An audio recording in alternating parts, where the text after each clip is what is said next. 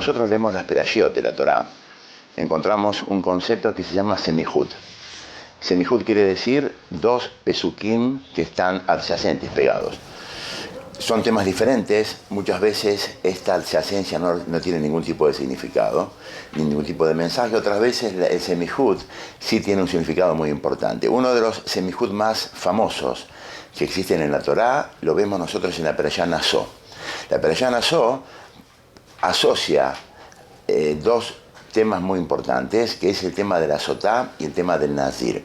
Vamos a verlo primero por separado, y después vamos a sacar el aprendizaje musarí de vida que nos da la adyacencia de estos pesukim. Es muy conocido, como dice en Perashá Naso, Vaidaber Hashem el Moshe lemor, Daber el Benei Israel, Beamarta alehem, Ish, Kitishte Ishto, Umalá Baal Baamal.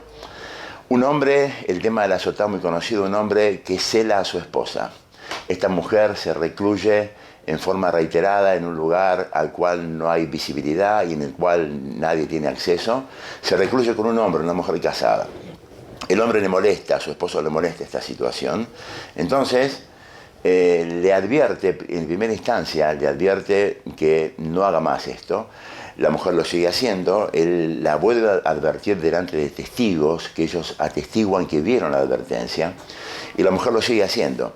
Y después ya los testigos van a atestiguar de que ella se encerró, benisterá. O sea, que ella termina, son testigos de que esta mujer se encierra en un lugar físico en el cual el hombre, el marido, no tiene acceso.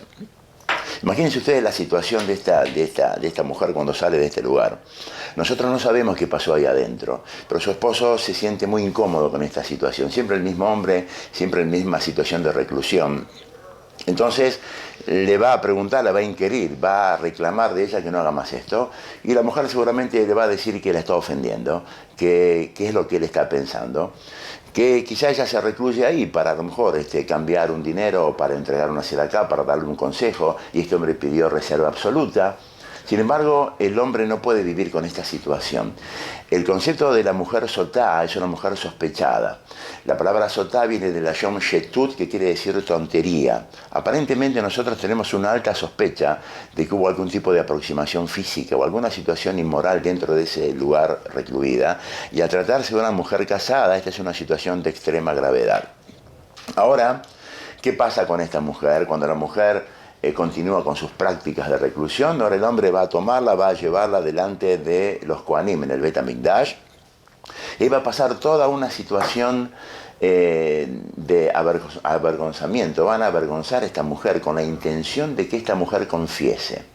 Entonces, la colocan en la puerta de Nicanor, que era uno de los portales más públicos que había en el Bet HaMikdash, donde toda la gente pasaba y estaba en ese lugar, entre el Hatzer y la Tzara, donde estaban los Korbanot.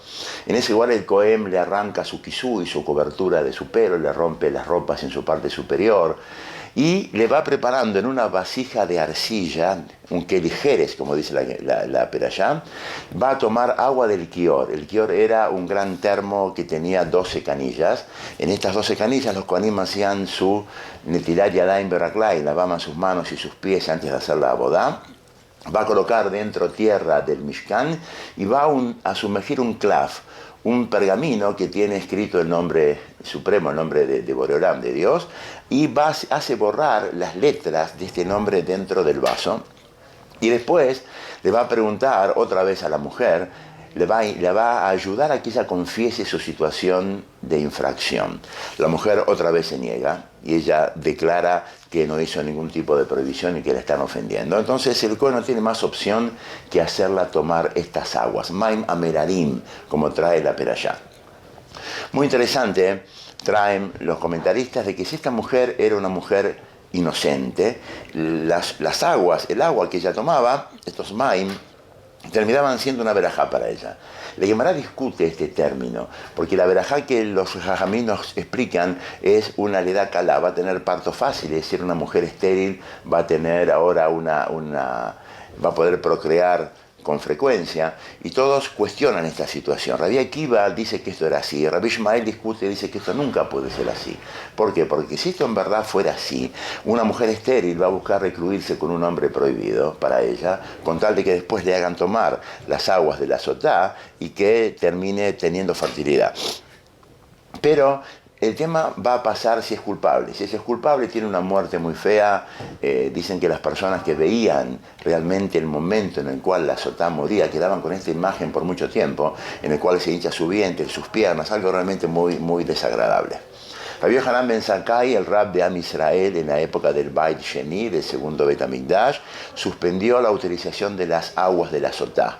Básicamente porque las aguas de la Sotá requerían, para funcionar, de que los maridos de estas esposas, el marido de esta señora, sea un hombre totalmente correcto y inmaculado. Y como ya los hombres también incurrían en la misma situación, sospechosas y en situaciones de infracción moral, entonces las aguas ya no funcionaban y las personas se burlaban y pensaban que esto no tenía ningún tipo de validez.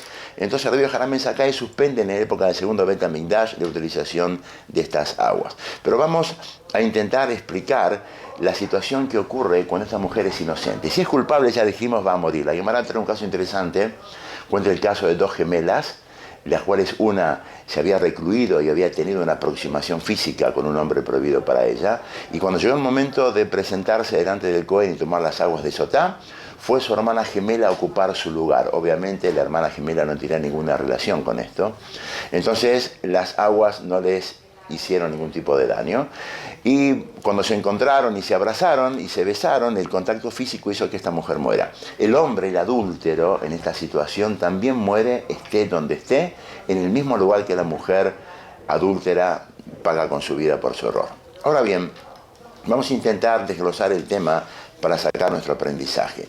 La pregunta sería, si la mujer es culpable y paga con su vida. Si la mujer es inocente, ahora esta mujer vuelve a su casa, tiene que reconstruir su relación con su marido. Ahora va a tener, como dijimos, verajá, salud, larga vida, quizá tenga partos fáciles, puede tener hijos si no los tenía antes. Pero ¿qué pasa con su vergüenza?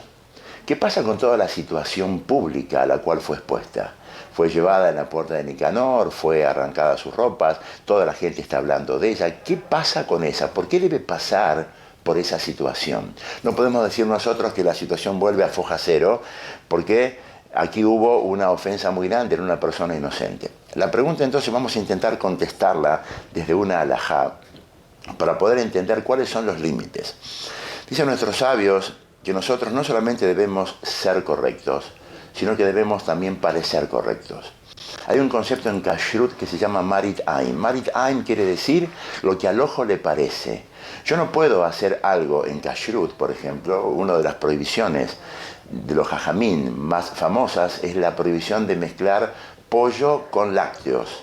Sí, en verdad, el isur de la Torah es mezclar carne con lácteos, pero pollo con lácteos está prohibido por Marit Ain, porque pareciera ser que puede una persona confundirse de pensar que es carne roja. Entonces, aunque no lo sea, estoy pasando por una infracción. Muchas veces nos confundimos y pensamos que con ser correctos, esto ya no está en mis manos lo que la gente piense de mí, sin embargo, yo debo ser correcto y hacer todo lo posible por dar una imagen de corrección. Hay una prohibición de la Torá, muy grave, que se llama Ihud, Litiajet. Ihud quiere decir reclusión. Cuando una mujer casada o soltera, vamos a ver, se recluye con un hombre que no es su marido, o su padre, o su hijo, o su abuelo, en un lugar en el cual no hay visibilidad y se mantiene en ese lugar cerrado un tiempo específico. Aparentemente esta mujer, aunque no hubo un tipo de aproximación física, pasó por una prohibición de la Torá que es Ihud. Y entiendo que es importante que nos regalemos 5 minutos para intentar desglosar esta alajá tan importante. Ustedes saben que con el devenir de las generaciones, el desarrollo tecnológico, industrial, comercial, hace que la frecuencia de encuentros entre hombres y mujeres sea muy alta, en los consultorios médicos, en los negocios, en los lugares de trabajo. Entonces estos conceptos de reclusión y lugares a solas, que quizás hace 60, 70 años atrás eran situaciones no frecuentes, ahora pasan a ser situaciones de todos los días, por eso es tan importante estudiarlo. Hay un gran abismo, cuando estudiamos estas cosas vamos a sentir que hay un gran abismo entre lo que la Torá Kedoshá pide de nosotros y muchas veces lo que nosotros entendemos con nuestra lógica. El tema de Ihud representa entonces el encierro de una mujer casada o soltera con un hombre con el cual no tiene permiso para estar recluida. O sea, la prohibición pasa si se recluye, por ejemplo, con un primo o con un tío o con un cuñado o con un amigo, con un pariente lejano. Entonces, en ese tiempo de reclusión ya pasa per se por la prohibición de la Torá, independientemente si existió algún tipo de aproximación física o no. Estos temas son muy difíciles, básicamente porque hay una gran ignorancia en el tema. Y no solamente esto, sino porque la gente piensa que esto es una costumbre, es un minhag, todo, una buena costumbre. Sin embargo, es una prohibición de oraita de la Torá en forma absoluta. No solamente esto, sino que una vez que estamos en la situación de reclusión, al ser que hay mucha ignorancia en el tema, esto nos da mucha vergüenza poder romper la reclusión. Imagínense ustedes que estamos con una tía, o estamos un hombre con su suegra, o está en una situación laboral con una secretaria trabajando, con la cual hay una relación de familiaridad y de relación diaria, como una compañera de trabajo, y ahora yo debo pararme y quizá deba dejar la puerta abierta de la secretaría o de mi casa, porque al dejar la puerta abierta yo estoy rompiendo esta situación de reclusión. Es una situación muy tensa, básicamente cuando la persona que está frente a nosotros no entiende la halajá.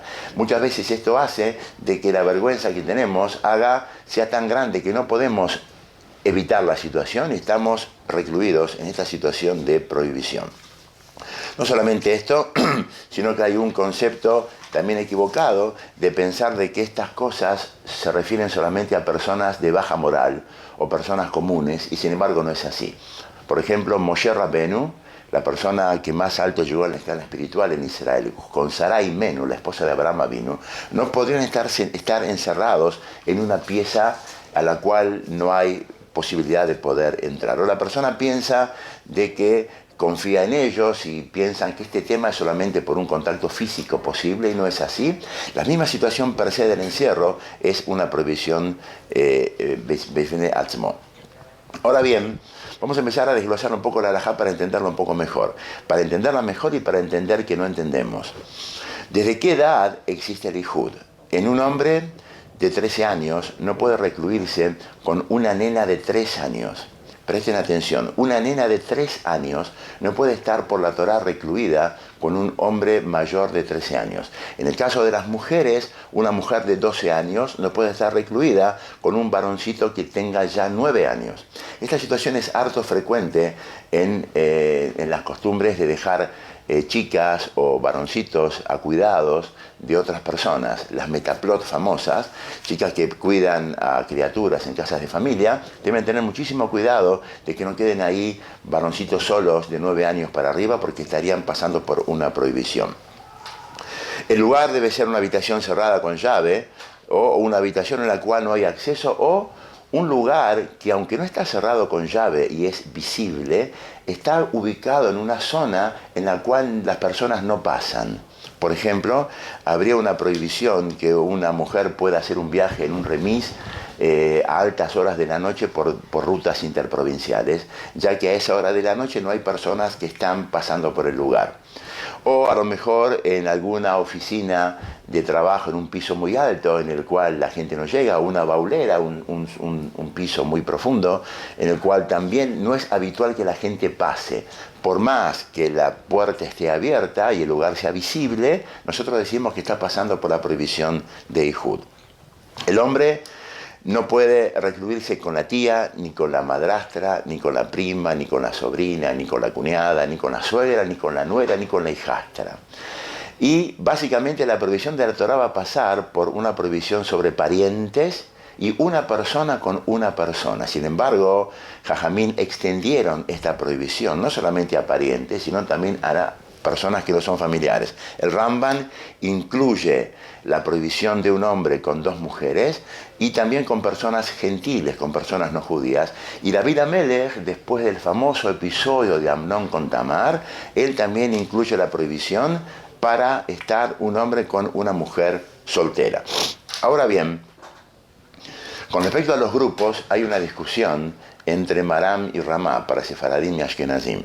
Maram va a decir que está prohibido una mujer con 2 hombres, y Ramá va a decir que está permitido una mujer con dos hombres porque un hombre va a celar a otro y va a impedir que haga algún tipo de inmoralidad. Los grupos de 3 con 3 o más de 3 con 3, de cola de oro para todas las opiniones, están totalmente permitidos. Hay una pregunta muy famosa si una mujer puede estar con su hermano. Obviamente que puede estar con su hermano, recluida en un lugar. Pero acá hay un punto muy interesante.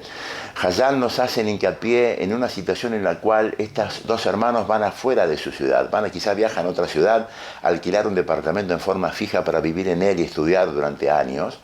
Y en esa situación en la cual el alquiler y la residencia, la reclusión va a ser permanente, hay muchos que prohíben, hay algunos que permiten, pero obviamente que si la reclusión es temporaria, por ejemplo, que los chicos quedaron solos porque sus padres fueron de vacaciones durante 10, 15 días, esto está obviamente permitido. Hay un concepto muy interesante para salvar la situación de reclusión de Ihud, que se llama Balá Ba'ir o Ishto Mishmarto. Balá Ba'ir quiere decir que, como trae el Talmud en Masejet Kiddushin Pealef, ahí dice que está permitido recluirse a una mujer con un hombre que no sea de su familiaridad cercana, todo tiempo que su marido está en la ciudad. O sea que todo tiempo que el esposo está en la ciudad, aunque para algunos no pueda llegar al lugar de la reclusión o incluso desconozca el lugar de la reclusión, está permitido. El Hazon Ish hace culá en este tema, permite, le sacó una teshuvá en 1950 aproximadamente, una respuesta, una alajá, donde él consideró Ramat Gan y Tel Aviv como el mismo recinto, el mismo lugar, y si el marido estaba en Ramat Gan y la esposa estaba en Tel Aviv, en un lugar cerrado, en una situación de reclusión, y tardaba mucho a su marido llegar al lugar, incluso desconocía dónde su mujer estaba, el Hazon Ish permitía. Este Balá Ba'ir es muy interesante porque tiene dos lecturas. Una lectura es que hay una situación mental de la esposa que la cuida cuando ella sabe que su marido está en una zona cercana. Y otra situación es más física y real, que es la situación en la cual el hombre puede en la práctica llegar al mismo lugar. El Balá Ba'ir no funciona en dos situaciones. No funciona cuando la reclusión ocurre con una persona no judía o cuando la reclusión ocurre con alguien con el cual existe gran familiaridad. Por ejemplo, imagínense ustedes que un pintor, un gasista, va a la casa de una mujer judía y su esposo está a 2-3 kilómetros trabajando. Esto se llama que es un ihud, una reclusión, y este Balá Ba'ir, la presencia de su esposo en la ciudad, no va a eximir a la mujer del problema porque ella está en una situación de ihud con una persona gentil. La otra opción es cuando existe gran familiaridad, personas que se conocen hace mucho tiempo, que son compañeros de trabajo hace muchos años, que son muy amigos, entonces en esa situación también no funcionaría el Balá Ba'ir. La opción inversa se llama Ishto Mishmarto, cómo la mujer cuida a su marido de una situación de reclusión.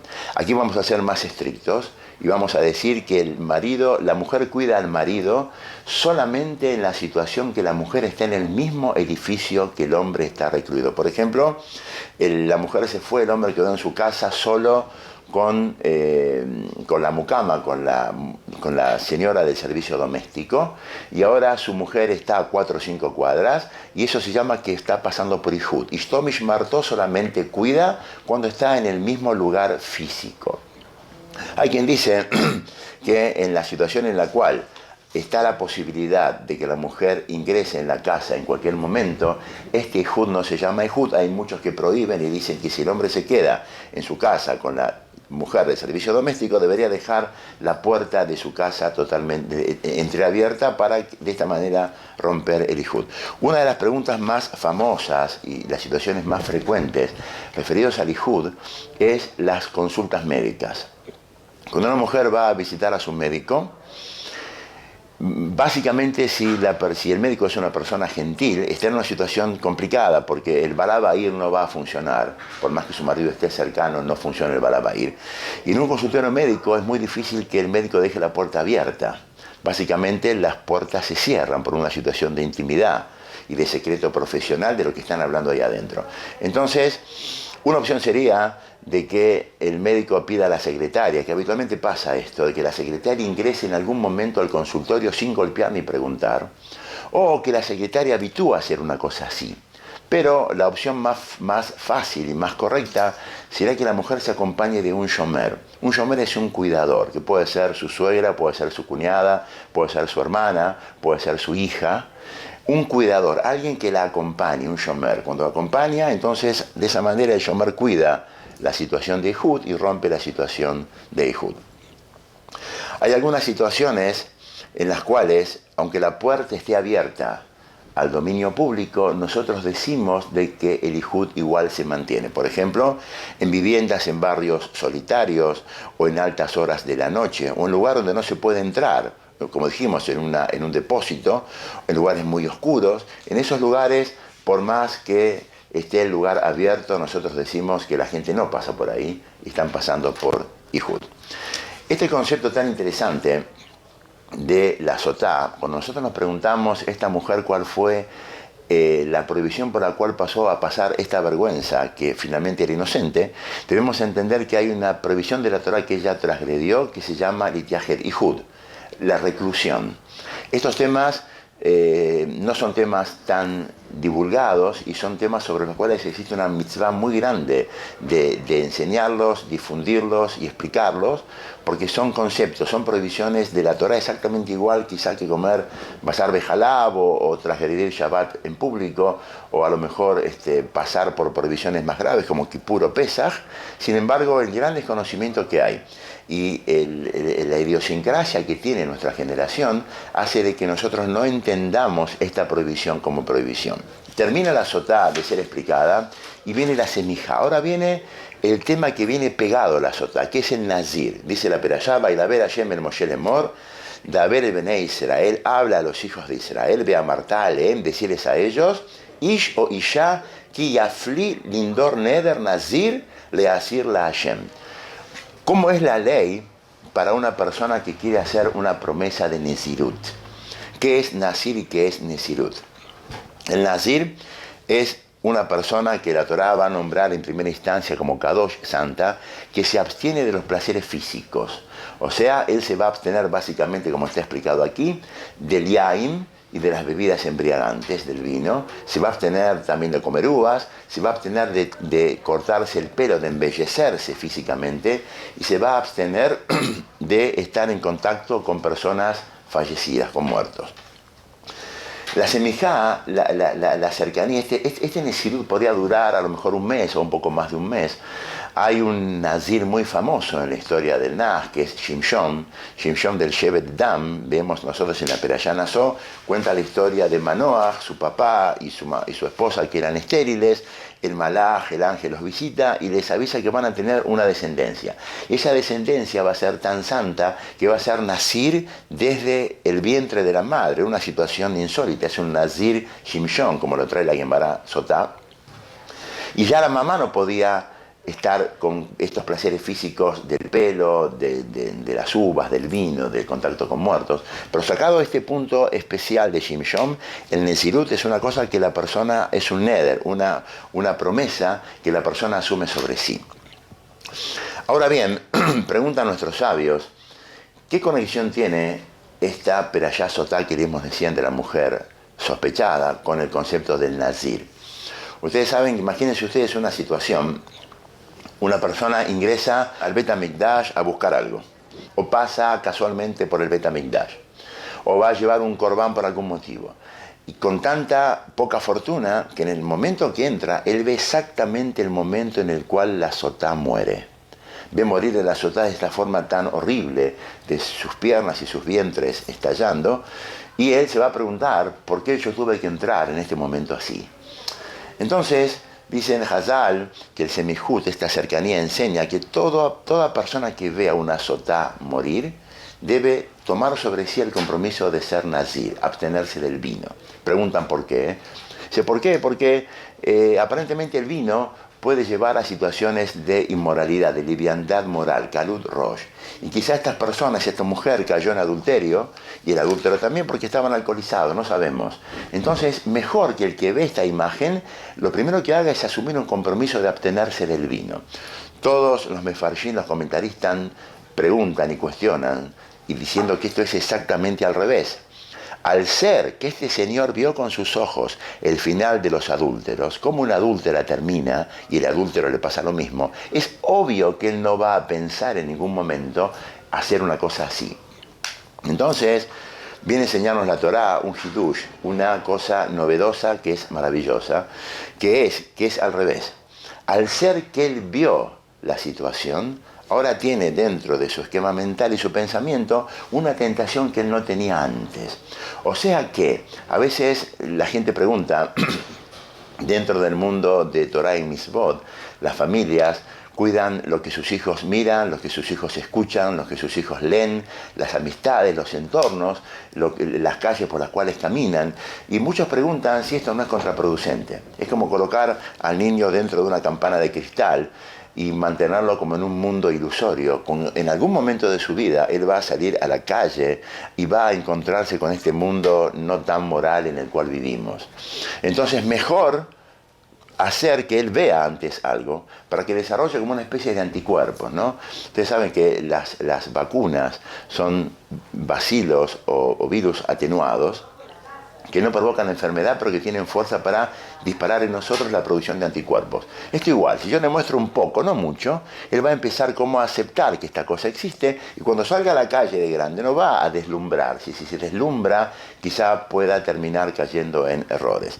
Y es exactamente al revés, entonces, no hacemos esto, sino que mantenemos a nuestros hijos con kedushá en lo que miran, y en lo que escuchan, y en lo que hacen, y cuando llegue el momento de ser chicos más grandes, el rab o la rabanit, el moré, la morá, los padres le van a enseñar con santidad, con kedushá, cómo funciona el mundo. Entonces, este muchacho que pasó exactamente por ese lugar, él quizá no tenía esta idea del adulterio, era una persona muy correcta, y ahora sí la tiene, porque él lo vio. Entonces ahora debe apartarse de esta situación. Otra enseñanza muy fuerte del Nazir es que él puede llegar a pensar: ¿por qué tuve que ver esto? ¿Qué hice mal para ver esto? Hazal explican, se extiende mucho en este tema, que a nadie le muestran cosas que no necesite corregir. O sea que lo que me están mostrando en ese momento es algo en el cual yo quizá también sea vulnerable en algún aspecto. Entonces le están recordando que él debe ponerse geder. Un geder es un cerco. Quizá en el mundo occidental la gente piense que las personas que se ponen cercos y se alejan de situaciones de tentación son personas débiles. Nosotros decimos al revés: las personas que se ponen cercos, el cerco es una señal de jochma. Francamente, la persona que no confía en él es una persona inteligente, y no exactamente al revés. Por ejemplo, una persona debería cuidarse mucho de no leer literatura de Apicorsut, cosas que van totalmente en contra de nuestras creencias, o libros de este tipo, o ir a lugares de veraneo que no tienen los cánones de moralidad básicos. Aunque él diga: yo no voy a caer en esto, yo me voy a alejar, yo no voy a mirar, él debe ser inteligente. Y la persona inteligente no pasa por la puerta de la prohibición, sino que rodea la prohibición para no acercarse a ella. Eso está escrito sobre el Nazir, que el Nazir no podía comer uvas, entonces dice: sabís el Keren, debía rodear el Keren, no pases por la puerta del Keren, porque si pasás por la puerta del Keren, del viñedo, quizá termines comiendo. Le estamos avisando entonces al Nazir que debe colocarse una prohibición, un geder, para poder sacarlo. Y Jajamim hicieron esto en muchas cosas. Hay muchas alajot en las cuales pusieron vallas. Por ejemplo, el muksé. Muksé son las cosas que nos está prohibido manipular en Shabbat. No existe una prohibición de tomar en nuestras manos un lápiz en Shabbat. Sin embargo, la prohibición de la Torah es koteb, es escribir. Los sabios se adelantaron y colocaron la valla antes, para que la persona no toque el lápiz, no sea cosa que se olvide y termine escribiendo 2 letras, que es la prohibición de la Torah. Por ejemplo, cuando nosotros llegamos a Shabbat, hay un geder de encender las velas 10 o 18 o 20 minutos antes de la Shekiat Hamad, de la puesta del sol, para que la persona no termine encendiéndolas en Shabbat. O por ejemplo, cuando llegamos al día anterior a Pesach, la prohibición de comer hametz el día anterior a Pesach empieza recién al mediodía. Sin embargo, nuestros sabios le adelantaron 2 horas, no sea cosa que la persona termine cayendo. Hay otra forma de hacerse nazir. Este nazir aparentemente era un señor que tenía una debilidad, un descontrol en los placeres físicos. Imagínense ustedes alguien que va a comer algo kosher obviamente, pero no tiene límites en la ingesta, o va a tomar vino y no tiene límites en lo que toma. Entonces él dice, ahora, ¿cómo salimos de esta situación de descontrol? Entonces, estamos en el extremo del descontrol físico, ahora vamos al otro extremo de la abstinencia total y después vamos a quedarnos equilibrados en el punto medio. La Torá llama al Nazir santo, Kadosh, porque se abstiene de los placeres, pero al terminar su fase de Nezirut, el Nazir tiene que llevar un Korban Hatat. Entre los 3 Korbanot que llevaba, Olá y Shelamim, uno era Hatat, que es un Korban que se lleva para expiar una culpa. Todos preguntan cuál fue su culpa. Recién dijimos que era una persona Kadosh, santa, y que se abstiene de los placeres. Ahora me estás diciendo de que tiene que llevar un Korban Hatat. ¿Cuál fue su culpa?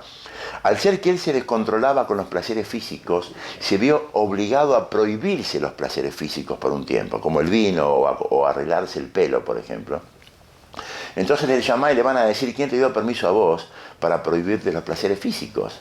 Al ser que eras una persona descontrolada, ahora necesitaste prohibirte todo para quedar finalmente equilibrado. ¿Cómo hacía Kiddush este hombre? Entonces, el Ramban, el Maimónides, en el Mishneh Torah, habla de un concepto muy lindo que se llama el camino dorado del medio. La inteligencia y la sabiduría inmensa de caminar por el camino del centro. Si este señor habría caminado por el centro en sus placeres, no habría caído en el error de llegar a la prohibición. Nosotros habitualmente caminamos por los extremos. Piensen, una persona que asume hacer una dieta, entonces es más fácil para él pasar 15 días con una dieta de 500 calorías comiendo frutas, a hacer una dieta más balanceada durante más tiempo. Una persona puede ser básicamente o estar en el altruismo absoluto o transformarse en una persona avara, o ser una persona irritable o ser una persona totalmente pasiva.